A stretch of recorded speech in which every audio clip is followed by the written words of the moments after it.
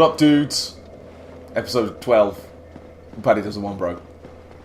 It's bounce. Now, I am having another go at Haunting in the Snow. I think I'm going to give this one more episode of no summons, and if this doesn't work, I'm going to then try and bring in Solly Boy. I'm going to bring in my boy Solaire to see if we can do any better. Just getting to Solaire is going to be an issue, I think, but at this point, I'm having problems, should we say, and I want to beat this. I'd like to beat it by myself, but I think Solaire can probably help me out. So for this episode, I have received another question. Thank you, everyone from Twitter, for asking all your questions. That was very helpful the day that you all gave me answers to questions. First one I'm going to answer is from Josh Crowe, Morbid Beard. Lovely Josh Crowe, lovely Morbid Beard. One of the hosts of the Dark Insight podcast. All-round lovely Twitter boy. He's actually asked a two-parter of a question, so I'm going to answer this part in this episode and the second part in the next episode, because it's my show and I can do what I want. So Josh has asked, what are my favourite Dark Souls series bosses just from the DLC? And he's asked for a top 3. That's a difficult question. That's a very difficult question. Because there are some really just outstandingly good bosses in the DLCs, and apart from obviously Dark Souls 3, every Souls DLC has been brilliant, and there's always something great in all of them. So I had to actually get a list up of the various DLCs and have a look at all the bosses and see how many of them are, because there's tons. You know, Souls 2's got like 3 DLC packs in it, and you know, there's a good extra 10 or 12 bosses there. Okay, let me just focus on avoiding this at first. Come on. Don't do it that way, you fool! Why can't I get out? Why can't I get out? His leg has a hitbox. Ooh! Okay, hang on, let me get clear. Chug. Okay, here we go. So, top 3. I think these are going to be in order, but we'll see. We'll see. So my third favourite is probably from Bloodborne, from the Old Hunters DLC. That was a mistake. That was all my fault. That was, yeah, I own that one. My third favourite boss is from the Old Hunters DLC, and I've tossed up between 2 because 2 of them are brilliant. But for this year, Spectacle in the middle of the fight, I'm gonna go with Ludwig, with Horseface Johnson. The reason I'm picking Ludwig for this one over Maria, because Maria is a good fight. Don't get me wrong, I love the Maria fight, but it's very similar to another choice I have later, so we'll see. Ludwig is the first boss of the Bloodborne Old Hunters DLC, and it's a name that you've heard before. Like, you've heard it, obviously. Ludwig's Holy Blade is the easy sword that everybody uses because you're all lame. And you've heard about this guy before, but you don't know much about who he is. And it's done the same thing that the Artorias of the Abyss DLC does. It's here's a guy you've heard a lot about. By the way, here's the guy. The fact that he's just a hideous monster, and he's introduced first as Ludwig the Accursed, this hideous horse-faced beast, is you know, just like, ugh. That's Ludwig? Oh god. And you can kind of see half of a human face in there as well. So he's not a monster, he's someone that's turned into a monster, which is kind of cool. And the actual fight against him is really, like, it's spectacular. You know, it's a bit tricky to read sometimes, and I had a few problems beating him because I went in at level 45, 50, I think, is what the strategy guide I got said to go in at, because I got the code early, thanks to the lovely people at Sony sent me the code for it early. And their guide said go in at about level 50. And I went in at level 50, and I shouldn't have gone in at level 50, because it was really hard. But I remember getting to the Ludwig and really bouncing hard off it. Like, I was having so many problems trying to beat this horse-faced, horrible machine monster man. But I was doing really well, and I got through like half his health bar. And you know the thing, halfway through, where you get a cutscene in the middle of the boss fight, and he picks up his sword, his guiding moonlight, and you get chills because it's brilliant. No, come on, why? Why am I doing that? Come on, you're better than this.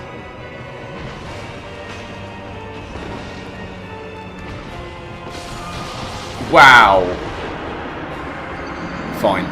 I actually died as that cutscene triggered, so I thought my death was the thing that made it happen, which ruined my brain for a moment. I was like, hang on, I die and he powers up? What the hell? But just the whole spectacle of him holding up the sword, saying, "You were there all along, my guiding moonlight," and then attacking you with a moonlight greatsword. I mean, that's a moment. Like, that was a proper moment for me. And I don't struggle with him as much anymore because I've worked out, how to deal with him. He's not as big of a problem as he used to be, but he's still just hella fun to fight, and the spectacle alone, really helps cement it as one of my favourites. Number 2 of my favourite DLC boss fights, I am going to go with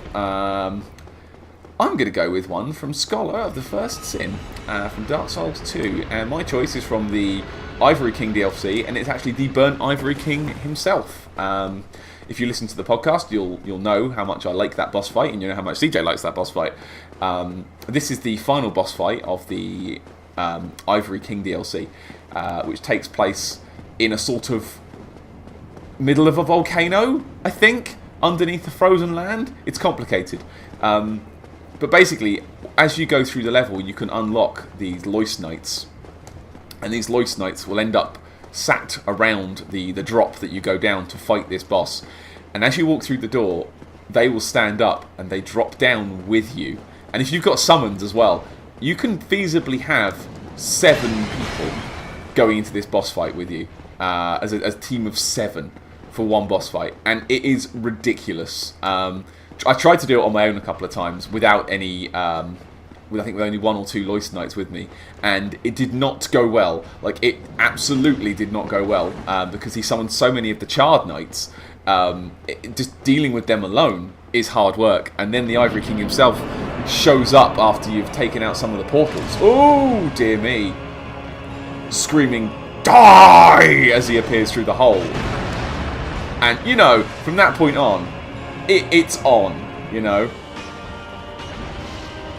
Can I get a hit? Can I get a hit? Dodge! Yes, okay.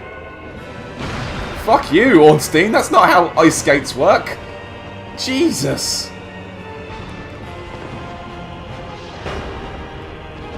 Oh, damn your friggin' hammer. Come on. Come on. Don't go round the pillar at me. Come from the same side. Thank you. Come from the same side. Now do an attack. Not that attack. Nope. Huge mistake. I'm dead. I'm so dead. Okay, here we go. Right.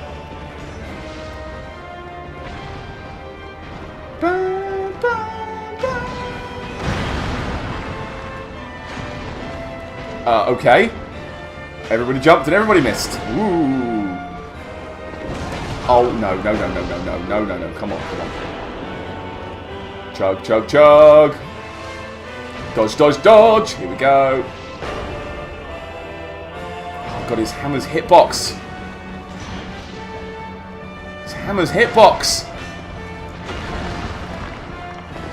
Good hit. From Ornstein. Fuck. Oh, fuck, no. No, I don't want to be here. Ah, dang it. Ah, okay, fine. So Burnt Ivory King is my number 2. I'm going to try one more. My number 1 favourite boss fight from all the Dark Souls DLC, it's got to be Artorias from Dark Souls 1, man. It has to be. And I do plan on having a look to see if I can do the DLC on this one bro run. I don't know if I'm going to be able to. I am a weak boy. So it may not go very well, but I'm going to fucking try. I'm going to have a go. So Artorias is the second boss that you face in the DLC after the Sanctuary Guardian, which is that weird, bog standard Manticore type deal. And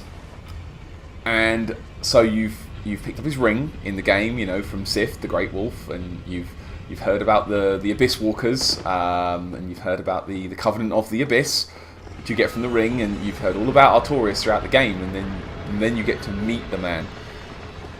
And when you meet him, he's broken. he is a monster. He's a beast. He's been driven mad from the repeated assaults of Manus in the area, trying to keep him out of the abyss. You see that his arm, his left arm that he usually would hold his shield in, his sword in, is fucked, proper fucked, hanging down by his side, and he's wielding his sword in his right arm, which is like not his dominant arm. And again, CJ has said this, so I'm just going to parrot it back here. But you get the feeling that if he was using his dominant arm, his left arm, to fight you with that sword, you would not have a chance. You would not even come close to him at his prime.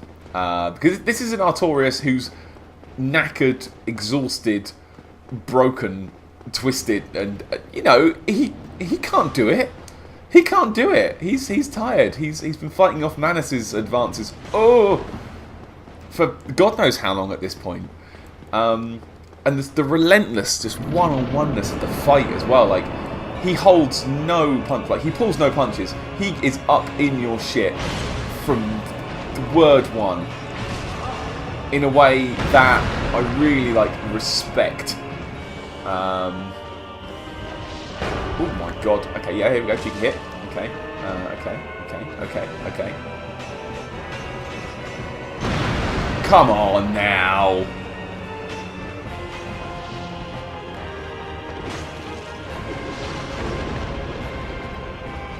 Sorry, I'm paying attention now. Now, Artorias for me was my Waterloo in this game. Fuck. I was on Skype, chatting away on Skype chat with some pals while I was trying to do Artorias. Oh, don't even with your lightning crap. Don't even.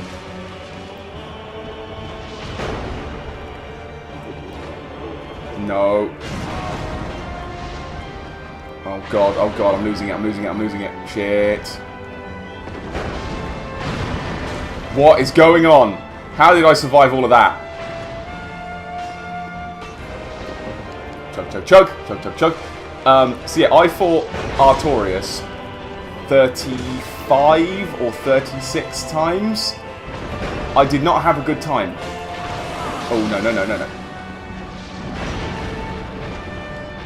Come on. And dodge! Yes, sir!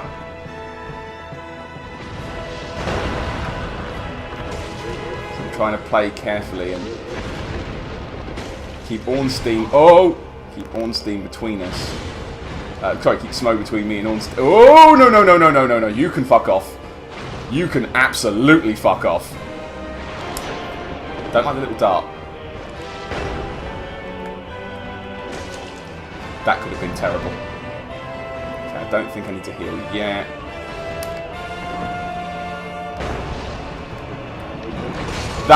Come on, no! Oh, look how well I did. Ah, dang it. Right, P. I hope you're all enjoying this, because I felt really good on that fight. I can't believe I'm doing this well. Fuck me. So yeah, my top 3 DLC bosses would be Ludwig, would be the Burnt Ivory King, and would be Artorias from the DLC. That's a good question. I had to think a lot harder than I expected on that one. Right, I'm going to call that there. I think I'm going to try it with Solaire next time, because I'm having some problems, and I think I need the distraction. And if I can focus on one, I can do it. So thanks again for watching on this slightly longer episode, and I will see you all next time. Obviously, any questions, throw them in the comments, and I will be happy to answer them as and when. See you later, I guess.